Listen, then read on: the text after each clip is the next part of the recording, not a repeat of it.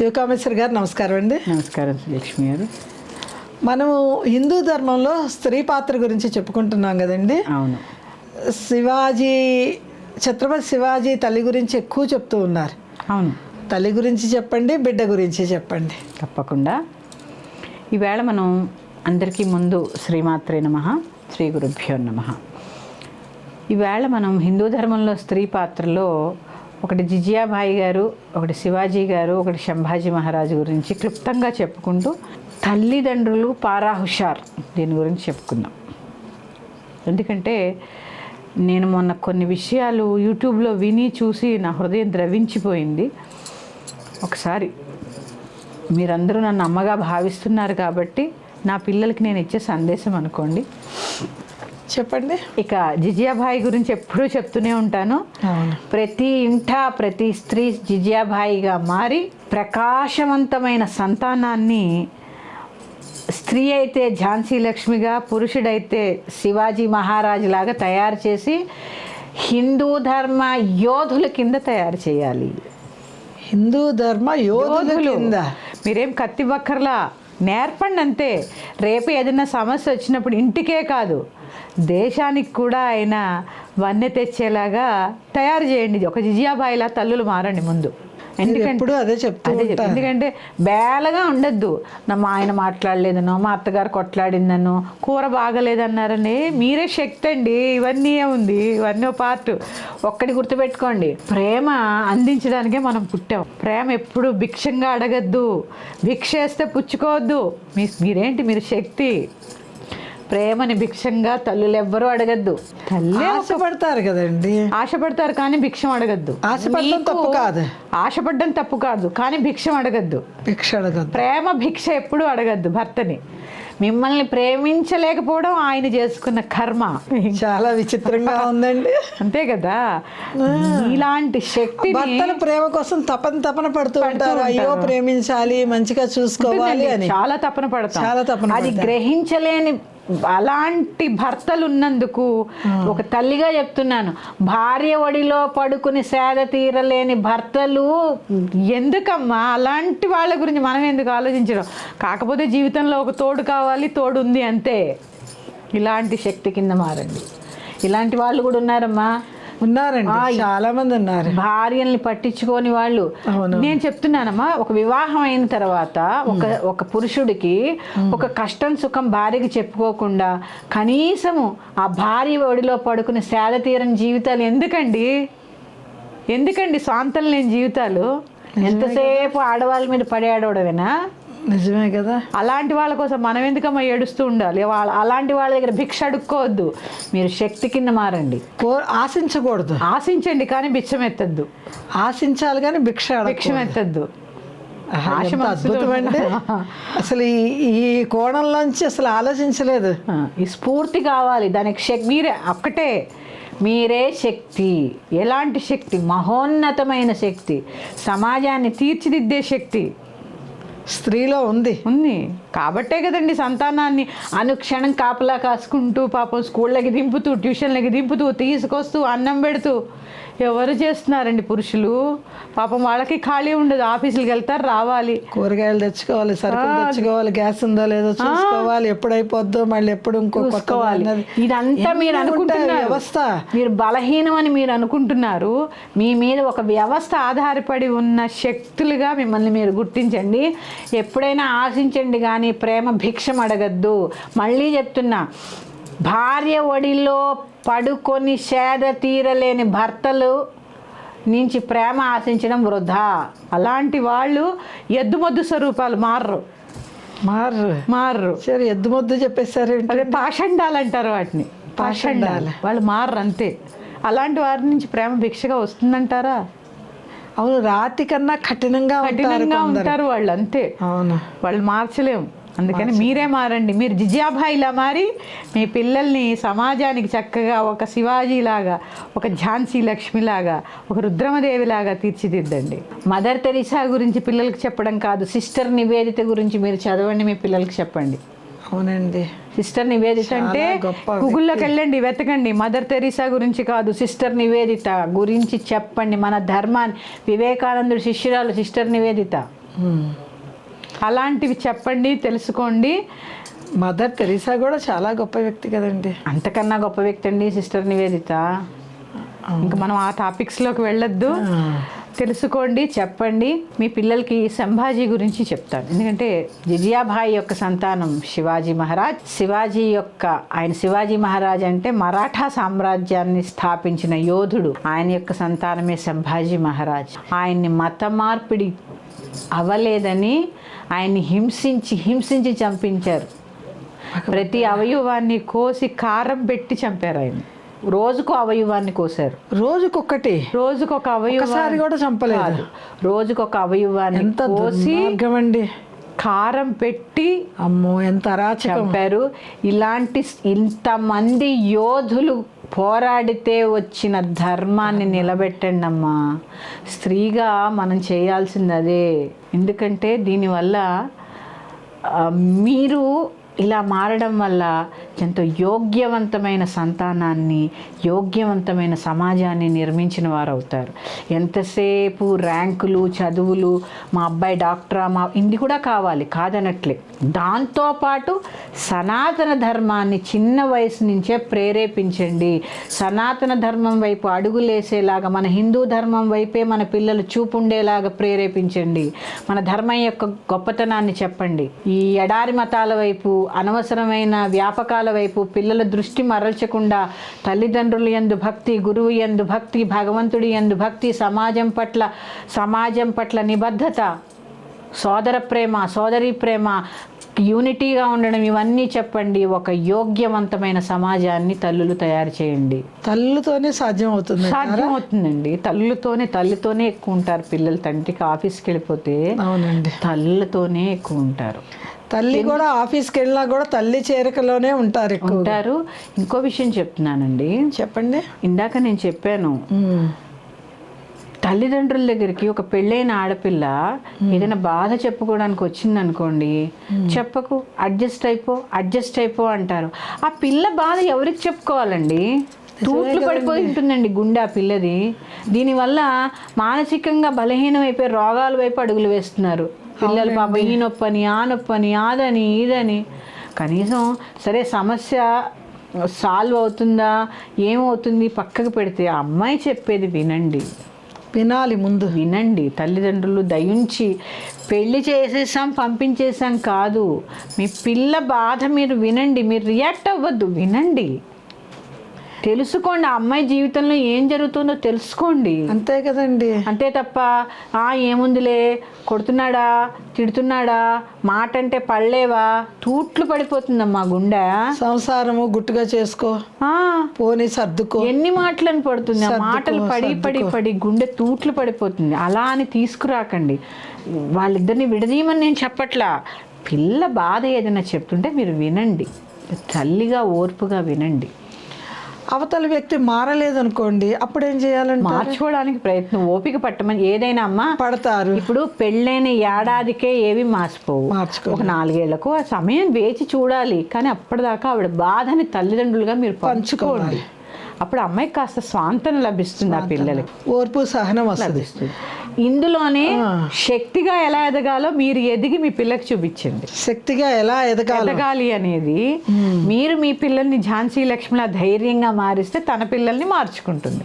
బేలగా ఉండద్దు స్త్రీ ఎప్పుడు. ఒకద్దరిని ఏమంటారు, కానీ ఇప్పుడు బాధలు ఓర్చుకుంటుంది. సమాజం గురించి, తల్లిదండ్రుల గురించి ఓర్చుకోవాలని ఓర్చుకుంటుంది. సాధ్యం కానప్పుడు తన నిర్ణయాలు మారిపోయి తనకేదైనా హాని జరుగుద్దామో అనే బాధ తల్లిదండ్రులు. హాని ఉన్నప్పుడు మాత్రం అది తల్లిదండ్రులు, అందుకే చెప్తున్నాను, ప్రతి క్షణం అమ్మాయి చెప్పేది వినండి, ఆ బాధని పంచుకోండి. మితిమీరినప్పుడు మీరు ఇన్వాల్వ్ అవ్వండి, అంతే. నేను అదే అంటున్నాను, పంచుకోండి బాధని, అంతే తప్ప మాట అంటే మీద పడి కొట్టారా ఇలాంటివి అనకండి. బాధ పంచుకోనియండి. ఆడ ఎంతో జాగ్రత్తగా మొక్కల్లాగా పెంచి చెప్తామమ్మా. వాళ్ళు చిన్నపిల్లలు 25 ఏళ్ళకి 24 ఏళ్ళకి పెళ్లి చేస్తే వాళ్ళకి ఏం ఎక్స్పీరియన్స్ ఉంటుంది? పాపం వాళ్ళు తప్పులు చేస్తూ ఉంటారు, సరిదిద్దుకుంటూ ఉంటారు. మనం కూడా తెలుసుకోకపోతే దిద్దుకుంటుంది ఓర్చుకుంటుంది అని అవతల పురుషుల ప్రవర్తన ఎక్కువగా అయిపోయింది అనుకోండి. ఎక్కువగా అయిపోయినప్పుడు తప్పదు. ఆ డెసిషన్ ఎలా ఉంటుంది అనేది అవతల వ్యక్తి మీద కూడా ఆధారపడి ఉంటుంది. కానీ ఓర్పుగా ఉన్న భార్యను చూసి మారే భర్తలు కూడా ఉన్నారు, లేకపోలేదు. అంత మూర్ఖత్వంగా ఎక్కడో ఉన్నారు లేరని అనట్లేదు. కానీ ఈ అమ్మాయి ఎప్పుడైతే ఓర్పుగా ఉంటుందో, నా గురించి చాలా ఓర్పుగా ఉంటుందని మారిన భర్తలు కూడా ఉన్నారు. ఉంటే ఆ అమ్మాయి జీవితం అదృష్టం. కాకపోతే వీళ్ళకి కూడా ఓర్పు ఉండాలి. అందరినీ చక్కగా శక్తివంతుల కింద తీర్చిదిద్దడానికే తల్లులు ప్రయత్నం చేయండి. ఇక రెండవ విషయానికి వెళితే, తల్లిదండ్రులు పారా హుషార్. ఎందుకంటే చూడండి, నేను మొన్న ఒక సంఘటన యూట్యూబ్లో చూశాను. మీ పిల్లల్ని అనుక్షణం డేగ కళ్ళు వేసి పెట్టండి పిల్లల మీద.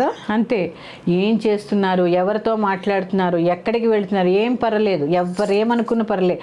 మన పిల్లల సెక్యూరిటీ, మన పిల్లల సేఫ్టీ చాలా ముఖ్యం. ఈ రోజుల్లో తల్లిదండ్రులు ఎక్కడో ఉంటున్నారు, పిల్లలు ఉద్యోగ నిమిత్తం, చదువు నిమిత్తమే ఎక్కడెక్కడో ఉంటున్నారు.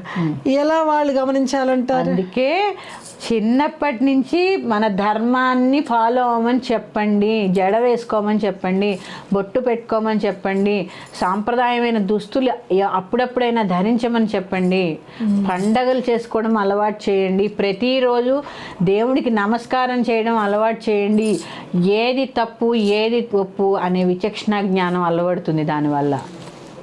ఏది మంచి ఏది చెడు, ఏది సత్యం ఏది కాదు, అంతే తప్ప పిల్లలకి స్వేచ్ఛని ఇవ్వాలి. కానీ మితిమీరిన స్వేచ్ఛ ఎప్పుడూ ప్రమాదమే. ఎందుకంటే వాళ్ళది చిన్న వయసు, అప్పుడే రెక్కలు వస్తాయి, ఎగిరిపోవాలని అనుకుంటుంది ఏ పక్షైనా. ఆ కోడి పిల్లల్ని దాచినట్టు అలా దాచండి అమ్మా. ఎందుకంటే అమ్మా, పిల్లల జీవితం తెల్ల కాగితం లాంటిది, దాని మీద నల్లగా ఓ మచ్చ పడినా మచ్చ అలాగే ఉంటుంది.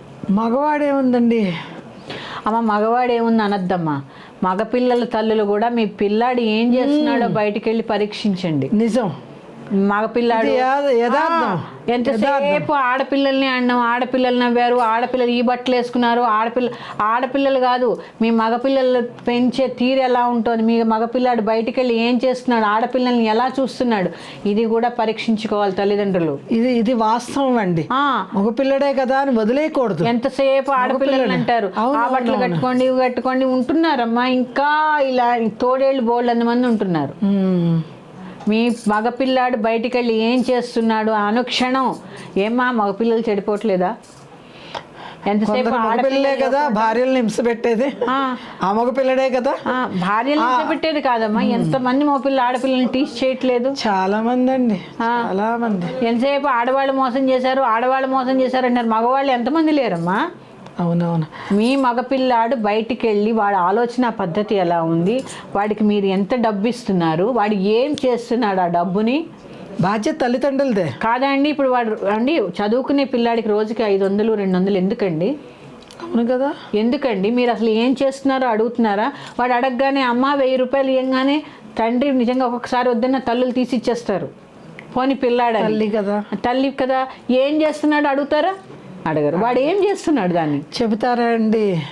మరి చెప్పే ముందే అడిగి ఇవ్వండి. నీకు 1000 రూపాయలు అడిగావు కదా నేను ఇస్తా, దేనికో అడగండి. అంతేగాని మేము లగ్జరీ లైఫ్ చూపిస్తాము, బ్రాండెడ్ వస్తువులు కొంటాము, బ్రాండెడ్ బట్టలు వేస్తాము, మేము పడే బాధలు వాళ్ళు పడకూడదు, బ్రాండెడ్ కార్లలో తిప్పుతాం, బ్రాండెడ్ థియేటర్లో సినిమా చూస్తాం, బ్రాండ్గానే పెంచుతాము. ఆ బ్రాండ్ ఇంకో బ్రాండ్ చేస్తుంది, మీకు మంచి బ్రాండ్ తీసుకొస్తుంది. నిజమే కదా. ఆడపిల్లల తల్లులే కాదు, మగపిల్లల తల్లులు కూడా చాలా సమాజంలో వాళ్ళకు కూడా బాధ్యత ఉంటుంది. వాళ్ళకు కూడా చాలా బాధ్యత ఉంటుంది. కొడుకు ఎలా వెళ్తున్నాడు, ఏం చేస్తున్నాడు, ఏమిటి. ఇప్పుడు మొన్న ఏదో నేను ఒక చూశానమ్మా, మినీ పబ్బట, పబ్లో బర్త్డే పార్టీ అంటే తల్లిదండ్రులు స్వయంగా చేశారు. అంటే పిల్లలకి ఏంటి పబ్ కల్చర్ అలవాటు చేస్తున్నారా మీరు? అంటే ఇదో కొత్త రకం సాంప్రదాయమా? మినీ పబ్లో ఫ్రెండ్స్తో బర్త్డే పార్టీ. అమ్మ బాప్రే, ఏ కల్చర్ అలవాటు చేస్తున్నారమ్మా?